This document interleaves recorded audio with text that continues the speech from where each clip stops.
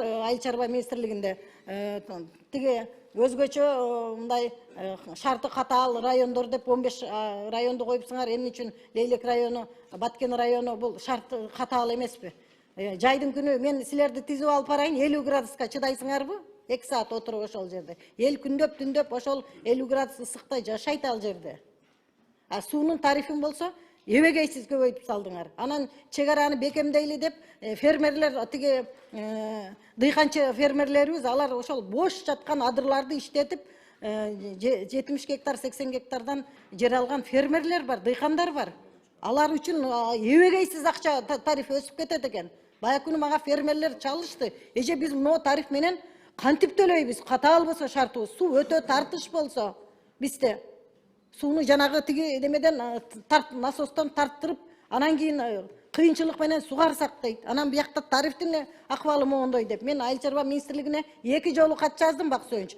2 жолу тең отписка келди да. Ошон үчүн мен мына бу жерде министрликтин өкүлдөрү отписка менен мындай эптеп эле алдап коюу катыңарды мага жөнөтпөгүлө деп мен 100 жолу кайталайм. Мен азыр катты алып келгеним жок. Ал катыңарда ор койгон тиги стилистикалык каталар менен жазылып келиптир мага. Значит, министрликте жумуштун жоктугу деп билем да мен аны. Тартиптин жоктугу, дисциплинанын жоктугу деп билем да.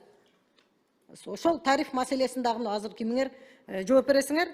Биз мындай түшүндүрүү ишин жүргүзүп атабыз дейт. Түшүндүрүү ишин бул жөн эле отписка сөз. Кандай түшүндүрүү иш? Эл кайрылбайт ансыз мага. Силер түшүндүрүү ишин жүргүзөсүңөрбү? Алардын чөнтөгүнө уруп атпайбы? Оорлук келип атпайбы? Жүк келип атпайбы? Оорчулук келип атат. Тарифтен.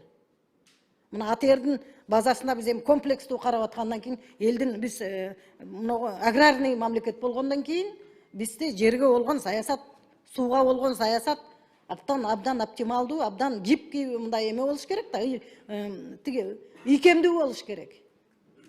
Элге акырындык менен өтүш керек да. Бирегей эле 2 эсе 3 эсе көтөрүп салуу деген бул эмне деген эме болот? Саясат болот да. Жана ийгиликтүү ишке ашты деп коюпсуңар. Эми ийгиликтүү али ишке ашты деп качан 2-нчи этабы, 3-нчи этабы болгондо.